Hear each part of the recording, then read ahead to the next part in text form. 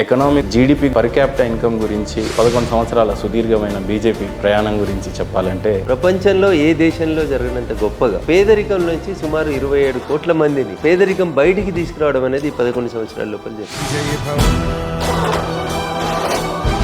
నాకు మొన్న వచ్చినటువంటి ఆపరేషన్ సింధూర్ సందర్భంగా మేము 9వ తారీఖు రాత్రి దాడులు చేద్దామని మేమంతా ప్రిపేర్ అయి ఉంటే ఆ రాత్రి భారతదేశం జరిపినటువంటి దాడులతోటి మా వెన్నెముక విరిగిపోయినట్టు అయిపోయింది అని చెప్పింది. This is the statement of Pakistan prime minister. Per capita income ఈ రోజు భారతదేశంలో చూసినట్లయితే 2 లక్షలు, అమెరికాలో చూసినట్లయితే ఏకంగా 79 లక్షలంట. So how it could be possible? But అమెరికాలో ఉన్నటువంటి నాయకత్వం ఎట్లుంది, భారతదేశంలో ఉన్నటువంటి నాయకత్వం ఎట్లా?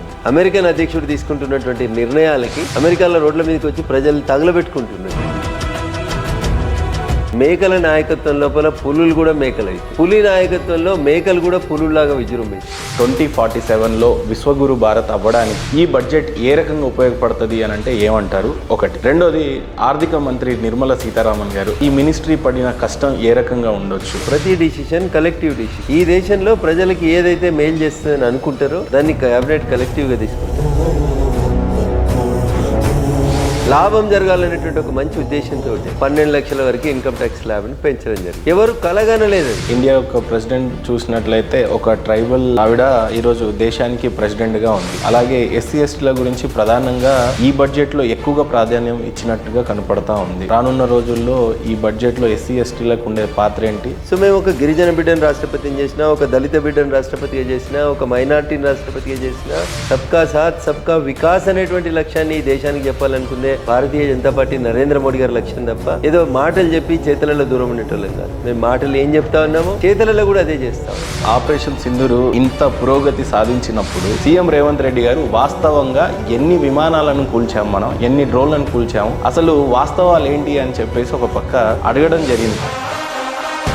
ఇది గుర్తుంచుకోవాలి రేవంత్ రెడ్డి గారు. Why are talking about number? ఎందుకు మరి పాకిస్తాన్ మనతో యుద్ధం చేయడాన్ని ఎందుకు విరమించుకుంది? ఒక రోజు కనుక ఇంకా యుద్ధాన్ని కంటిన్యూ చేసి ఉంటే ప్రపంచ చిత్రపటంలో పాకిస్తాన్ అనే దేశం కనబడినటువంటి పరిస్థితి వస్తుంది. ఆడబిడ్డలు ఇద్దరినే ఎందుకు బీజేపీ ప్రధానంగా చూస్ చేసుకుంది అని అంటే ఏమంటారు? అది వాంటెడ్లీ తీసుకున్నారా? అరే వెదవల్లారా, మా ఆడబిడ్డలు అబలలే కాదు సబలలు కూడా. ప్రపంచానికి భారత మహిళ యొక్క గొప్పతనాన్ని చాటి చెప్పాలనుకున్నారు. అందుకనే 2 ఆడబిడ్డలు జాలరపోయి మీకు అని చెప్పి సమాధానం. కేంద్ర ప్రభుత్వం మరి నిజంగా బీసీల గురించి కానీ ఓసీలో ఉన్న బ్యాక్వర్డ్ క్లాసెస్ వాళ్ళ గురించి ఏ రకమైన ప్రతిపాదనలు, ఏ రకమైనటువంటి అగ్రకులాలకు సంబంధించినటువంటి పేదల కోసమే 10% రిజర్వేషన్ తీసుకొచ్చారు కదా ఈబీసీ పేరిట.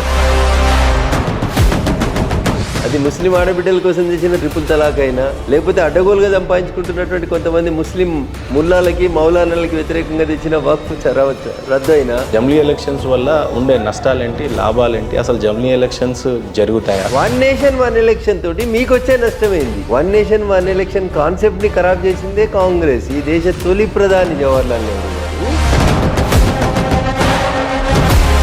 6 నెలలు కాకముందే ఇంకో రాష్ట్రానికి ఎన్నికల కోసం ఎలక్షన్ కోడ్ 3 నెలలు, మళ్ళీ 3 నెలలు కాకముందే మళ్ళీ రాష్ట్రానికి ఎలక్షన్. ప్రధానమంత్రి గారు కూడా మా పార్టీ నాయకుడే కదా, వారు కూడా ఎన్నికల ప్రచారంలో పోవాలి కదా. దీనివల్ల గవర్నెన్స్ డిస్టర్బెన్స్ అవుతుంది. భారతదేశం జీడిపిలో తెలంగాణ యొక్క కాంట్రిబ్యూషన్ 8%, 8th ర్యాంక్లో ఉంది. అలాంటి ఒక రాష్ట్రానికి ఉన్నటువంటి ఒకే ఒక ఎయిర్పోర్ట్, అదే పక్క రాష్ట్రంలో ఆంధ్రప్రదేశ్లో 11 ఎయిర్పోర్ట్లు ఉన్నాయి. తెలంగాణ పట్ల ఒకటి, ఆంధ్ర పట్ల ఒకటి నీతి ఉండదండి.